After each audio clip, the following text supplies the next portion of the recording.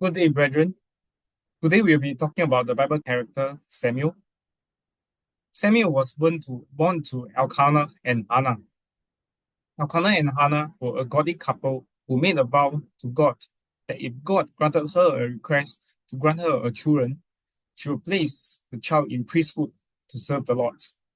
And indeed, God granted Hannah her wish, and Hannah gave birth to Samuel. After Samuel was born, Hannah brought it to Eli once the child was weaned in 1 Samuel chapter 1, verse 22. Eli was the chief priest in Israel during that time, which was also a time whereby there was no king in Israel, in Judges 21, verse 25. Eli's spiritual leadership was atrocious, and his two sons, Hophni and Phinehas, was made priests. They regularly took advantage of the people by stealing their offerings and even committed adultery with some of the women who came to worship God, recorded in 1 Samuel chapter 2, verse 13 to 16, and 1 Samuel chapter 2, verse 22. One day, the Lord told Samuel of his intention to execute judgment against Eli's house due to the unrepentant behavior of his two sons, Hophni and Phinehas, and Eli's failure to take corrective action. In 1 Samuel chapter 3, verse 12.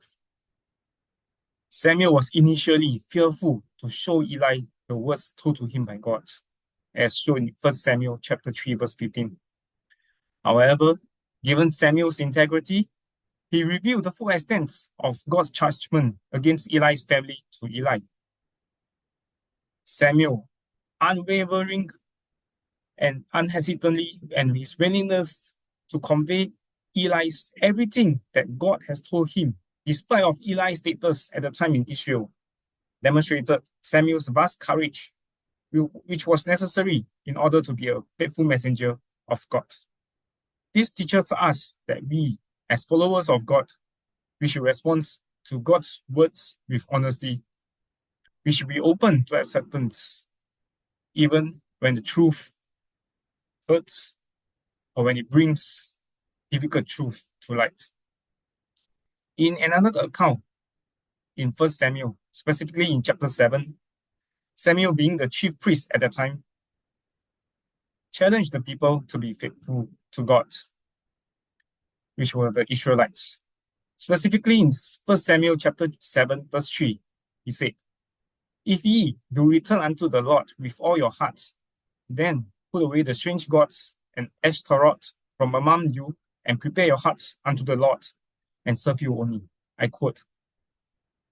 The people of Israel listened and removed their idols and gathered at Mizpeh. However, at Mizpeh, the Philistine army heard them and brought an army to attack them. The Israelites were terrified, as the Philistine had previously smitten them during the time whereby Eli was still the chief priest. Samuel told the Israelites to, as quote in 1 Samuel 7, verse 8, do not cease to cry out to the Lord our God for us, that he may save us from the hands of the Philistine. At Mizpeh, the faith of Samuel was put on display, as Samuel did not tell his people to rely on their own strength, or to tell the people to go back to their home to hide. Samuel also did not look for a way to pay mercenaries to come defend the Israelites, which was common during the time. However, Samuel relied and trusted that God would help them to overcome the Philistine. The Lord indeed heard Samuel's plea and made a great thunder upon the Philistine and confused them, and the Philistines were smitten before Israelites. From the two accounts above, there is plenty to learn from Samuel's willingness to fear God and not to fear man. Samuel's ability to trust God, even when there was an impending attack from the Philistines, showed the magnitude of faith which Samuel has in God. This teaches us to not lose faith in God and to be, as quoted in Psalms 112, verse 7, not afraid of bad news. His heart is firm, trusting in the Lord. trusting and having the knowledge that God will deliver us from all our unknowns or troubles, whether they are impending or pertinent. We as followers have to remain steadfast and strong in the faith and diligently seek His word in order for God to do that. Some of you may have known that I was retrenched 2 months ago in early October this year. I was utterly discouraged as I put in a substantial amount of effort in my work. However, I turned to God and continued to confide in Him. And indeed, God granted me a job within 2 months. And this was a position of my heart desire, and I was overjoyed. And lastly, I would like to end off with this verse, which I think most of you should be quite familiar with. That is Proverbs chapter 3, verse 5 to 6. And I quote, "Trust in the Lord with all your heart and lean not on your own understanding.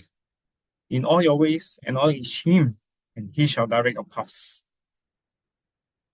Thanks for listening to Motivating Monday, which happens to be the last Motivating Monday episode for 2024. Have a good day and a good 2025 ahead. Goodbye.